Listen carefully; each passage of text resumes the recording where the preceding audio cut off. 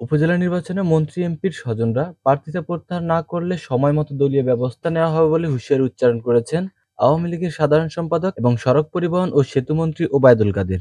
আজ বুধবার দুপুরে ধানমন্ডিস্থ আওয়ামী লীগ সভাপতি শেখ হাসিনার রাজনৈতিক কার্যালয়ে আয়োজিত সংবাদ সম্মেলনে তিনি একথা বলেন। ওবায়দুল কাদের বলেন, নির্বাচনের আগের দিন পর্যন্ত প্রার্থিতা প্রত্যাহারের সুযোগ আছে, তাই নির্বাচন কমিশনের আনুষ্ঠানিক প্রত্যাহারের সময়সীমা ছাড়াও নিজেই প্রার্থিতা প্রত্যাহার করা সম্ভব। তাই শেষ দিন পর্যন্ত অপেক্ষা করবে দল।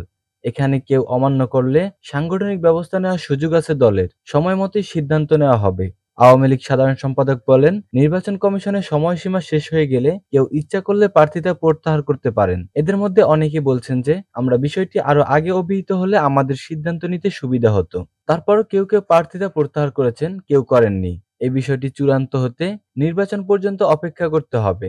এখানে দলের সিদ্ধান্ত কেউ অমান্য করলে সাংগঠনিক ব্যবস্থা নেওয়া হবে। ওবায়দুল কাদের আরো বলেন, আমাদের দলে ডিসিপ্লিনারি অ্যাকশনের বিষয়টি আছে।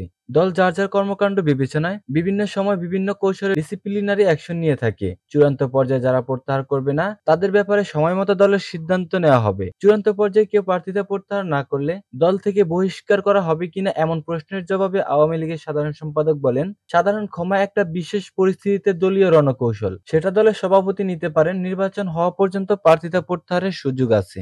বিএনপির সমাবেশের দিনে আওয়ামী লীগেরও সমাবেশ থাকে। সাংবাদিকদের এমন প্রশ্নের জবাবে ওবায়দুল কাদের বলেন, বিএনপির সন্ত্রাস থেকে জনগণকে রক্ষা কর্মসূচি দেয় আওয়ামী লীগ। বিএনপি একতরফা সমাবেশ করতে গেলে সন্ত্রাস, আগুন সন্ত্রাসের আশঙ্কা থেকেই যায়। জনগণের জানমাল রক্ষায় সরকারি দল হিসেবে আমাদের দায়িত্ব আছে। আমরা মাঠে থাকলে তারা এসব অপকর্ম করতে মানসিকভাবে চাপে থাকবে। সেজন্য আমরা কর্মসূচি দেই বলেও বলেন আওয়ামী লীগের সাধারণ সম্পাদক ও সেতুমন্ত্রী ওবায়দুল কাদের। বিএনপির চোরাগুপ্ত হামলা প্রতিহত করতে জনগণের স্বার্থে আওয়ামী লীগের কর্মসূচি থাকা উচিত বলে তিনি মন্তব্য করেন।